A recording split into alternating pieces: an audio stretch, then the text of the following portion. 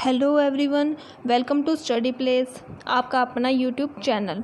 Start करते हैं आज की हमारी क्लास। हम फर्स्ट क्वेश्चन देख लेते हैं। हमारा फर्स्ट क्वेश्चन आज का, हाल ही में भारत रूस से संबंधित निम्न कथनों पर विचार कीजिए। इसमें ए और बी दो दे रखे, हम ये बताना है कि कौन सा सही है। तो हमारा फर्स्ट ऑप्शन है, भारत ने कोविड-19 का हवाला देते हुए बहुराष्ट्रीय त्रिकोणीय सर्विस अभ्यास का अवकाश 2020 में शामिल होने से मना कर दिया है। या फिर बी है इसमें, भारतीय नौसेना रूस की नौसेना के साथ अंडमान एवं निकोबार द्वीपीय समूह के पास द्विपक्षीय नौसैनिक अभ्यास इंद्र 2020 का आयोजन करेगी। तो हमें बताना है ए सही है, बी सही है, या फिर दोनों सही है, या फिर इनमें से कोई भी सही नहीं है। तो इसमें आएगा A B both are right. इसके बारे में थोड़ा सा और जान लेते हैं हम कि ऐसा क्यों है। बहुराष्ट्रीय त्रिकोणीय सर्विस अभ्यास का अवकाश 2020 में शामिल न होने का निर्णय भारतीय नौसेना रूस की नौसेना के साथ अंडमान एवं निकोबार द्वीपीय समूह के पास द्विपक्षीय नौसैनिक अभ्यास इंद्र 2020 का आयोजन करेगी। ये आयोजन कब से कब होगा? 4 से 5 सितंबर 2020 में। इंद्र 2020 द्विपक्षीय नौसैनिक अभ्यास में रूस नौसैनिक की ओर से 3 नौसैनिक जहाज हिस्सा लेंगे। कितने जहाज होंगे इसमें? 3 जहाज हिस्सा लेंगे। वहीं भारत की ओर से इस अभ्यास में नौसैनिक जहाज विमान में हिस्सा लेंगे। उनके 3 जहाज होंगे और यहाँ से विमान में हिस्सा लेंगे। और यह युद्ध अभ्यास कोरोना वायरस महामारी की शुरुआत के पश्चात पहला द्विपक्षीय नौसैनिक अभ्यास होगा। कब से? कोरोना महामारी से उसके बाद का पहला अभ्यास होगा। इसकी शुरुआत हुई थी सबसे पहले 2003 में की गई थी और 2017 में रूस में ये आयोजन किया गया था। इसके अंदर जल, थल और वायु सैनिकों द्वारा भाग लिया जाता है। तो नेक्स्ट क्वेश्चन देख लेते हैं। हमारा सेकंड क्वेश्चन है, हाल ही में किस देश ने अंतरिक्ष वैज्ञानिकों ने ब्रह्मांड में सबसे दूर स्थित एक और स्टार गैलेक्सी यानी कि आकाश गंगा की खोज की है? तो ये की है हमारे इंडिया में, यानी कि भारत के अंदर जो अंतरिक्ष के वैज्ञानिकों ने ब्रह्मांड में सबसे दूर स्थित एक आकाश गंगा की खोज की है। तो ये देख सकते हैं आप, यहाँ पर आ गया भारतीय, ऑप्शन इज राइट। ये क्या है इसके बारे में थोड़ा देख लेते हैं। भारतीय खगोल विदों में ब्रह्मांड की सबसे दूर नक्षत्र आकाश गंगाओं में से एक की खोज की गई है। ये पृथ्वी से कितना दूर है? 9.3 बिलियन प्रकाश वर्ष दूर स्थित है। और जो वर्तमान संबंध में इसके मंत्री है वो है केंद्रीय मंत्री डॉक्टर राजेंद्र सिंह। और इसके बारे में थोड़ा सा और देखते हैं। यहाँ पर इस आकाश गंगा की खोज पुणे में स्थित inter university centre for astronomy and astrophysics के नाम के जो डॉक्टर है वहाँ के कनक साहा के नेतृत्व में खगोलविदों की टीम की है। और जो इसरो है इसके द्वारा 28 सितंबर 2015 में इसे लॉन्च किया गया था। उम्मीद है आपको समझ आ गया होगा। नेक्स्ट क्वेश्चन है हमारा, भारत वैश्विक नवाचार सूचकांक में भारत किस स्थान पर है? जो इनोवेशन इंडेक्स है उसके अंदर पूछे हमारे इंडिया का कौन सा स्थान है, यानी कि कौन से नंबर पर है। तो हमारे ऑप्शन है, फर्स्ट है 28, सेकंड है 38, थर्ड है 48 और फोर्थ है 58। तो इसका राइट आंसर है 48 में जो नंबर है उस पर जो हमारा इंडिया का इंडेक्स, इनोवेशन इंडेक्स है वो उसके नंबर पर है, 48 नंबर पर है। वैश्विक नवाचार सूचकांक के सबसे पहली बार भारत के 50 देशों में शामिल होने में सफलता मिली है। इसमें 50 देशों में शामिल होने की सफलता मिली है। 2019 के मुकाबले 4 स्थानों पर छलांग लगाते हुए भारत का रैंक 48 यानी कि 48 दर्ज हुई है। विश्व बौद्धिक संपदा सूचकांक के द्वारा तैयार किए गए इस सूचकांक में 131 देशों से जुड़े ताज़ा वैश्विक रूख और वैश्विक नवाचार रैंकिंग दर्शाए गए हैं।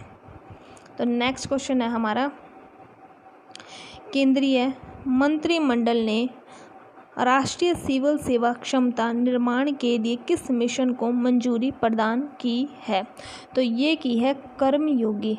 जो कर्मयोगी है उसे केंद्रीय जो मंत्रिमंडल उसे राष्ट्रीय सिविल सर्विस की क्षमता प्रदान करने की मंजूरी दी है। किसे दी है? कर्मयोगी को।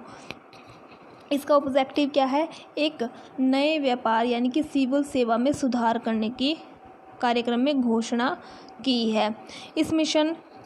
इसके लिए मिशन कर्मयोगी को मंजूरी दी है और इसका ऑब्जेक्टिव है भारत के सरकार के व्यक्तिगत, संस्थागत और प्रक्रियागत क्षमताओं का निर्माण तंत्र में बदलाव करना और इसमें विशिष्ट भूमिका दक्षताओं से युक्त सिविल सेवक जो है वो उच्चतम गुणवत्ता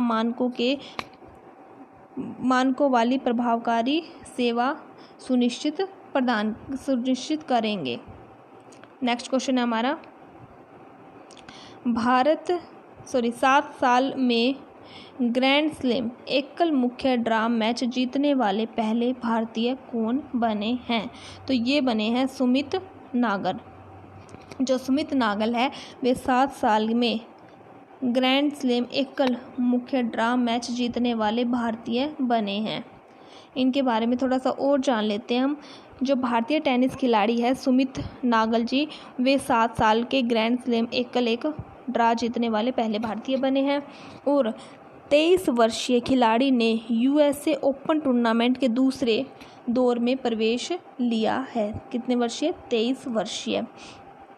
और उन्होंने एकल जो पुरुष की टीम है उसके दौरान भी संयुक्त राज्य अमेरिका से बंदोली में हराया था। ठीक है, तो नेक्स्ट क्वेश्चन देख लेते हैं हमारा आज का। भारत ने समुद्री सुरक्षा और सहकारिता पर किस देश के साथ एक आभासी बैठक की है? तो ऑप्शन देख लेते हैं। फर्स्ट है कनाडा, सेकंड है नाइजीरिया, थर्ड है रूस, फोर्थ है अमेरिका। तो इसका राइट आंसर रहेगा नाइजीरिया के साथ भारत ने समुद्री सुरक्षा और सहकारिता के साथ देश की आभासी बैठक की है। जो विदेश मंत्री है एस जयशंकर हैं, उन्होंने नाइजीरिया के साथ एक आभासी बैठक की है। इस बैठक में जो समुद्र की सुरक्षा है और भारत और इजराइल के जो द्विपक्षीय संबंध है उसके ऊपर भी चर्चा की है, यानी कि बात की है। इसके अंदर उन्होंने राजनीतिक सुरक्षा, आर्थिक या फिर रक्षा सहयोग पर भी चर्चा करेंगे और जो भारत और इजराइल के साथ जो भी व्यापार होता है उसके अंदर क्या भागीदारी है और जो अफ्रीका, नाइजीरिया और भारत के सबसे बड़े व्यापारिक भागीदार रहेंगे, किस प्रकार से होगा, ये वहाँ पर चर्चा में बैठक की गई है। नाइजीरिया के बारे में थोड़ा सा और देख लेते हैं। नाइजीरिया की राजधानी है अबुजा और ये कहाँ पर आता है? पश्चिम अफ्रीकी देश के अंदर आता है। अफ्रीका के अंतिम देश नाइजीरिया, ये अफ्रीका का अंतिम देश है। नाइजीरिया को पोलियो मुक्त होते ही पूरे महाद्वीप को WHO ने यानी कि वर्ल्ड हेल्थ ऑर्गेनाइजेशन ने 25 अगस्त 2020 को पोलियो मुक्त घोषित कर दिया था। 4 दशकों में पहले अफ्रीका में चेचक को पूरी तरह से ख़त्म हो गया था। उम्मीद है आपको समझ आ रहा होगा। अगर आप हमारे चैनल पर नए हैं तो चैनल को सब्सक्राइब करना ना भूलें और वीडियो को लाइक, शेयर, कमेंट जरूर करें। नेक्स्ट क्वेश्चन है हमारा, किस राज्य में सी प्लेन सेवा की शुरुआत अक्टूबर में होगी? तो हमारे ऑप्शन देख लेते हैं। फर्स्ट है पंजाब, सेकंड है केरल, थर्ड है दिल्ली, फोर्थ है गुजरात। तो राइट आंसर आएगा इसका गुजरात। गुजरात के अंदर सी प्लेन की शुरुआत होगी। जैसे कि आप ये देख रहे हैं, ये है सी प्लेन, इसकी शुरुआत होगी अक्टूबर में, यानी कि नेक्स्ट मंथ के अंदर स्टार्ट हो जाएगी।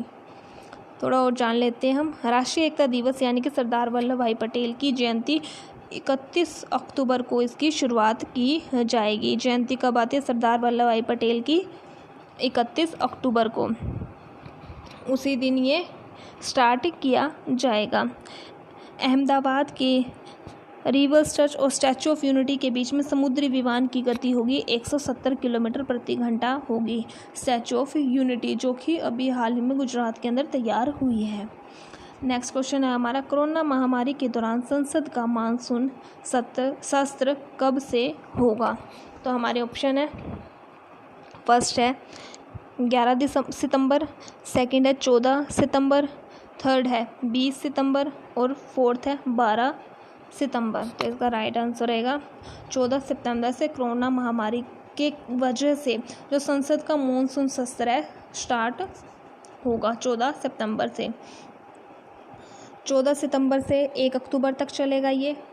इसके अंदर अंतिम बजट सत्र में कोरोना की वजह से बीच में रोकना पड़ा था और दोनों ही सदनों में 23 मार्च को इसे स्थगित पोस्टपोन कर दिया था।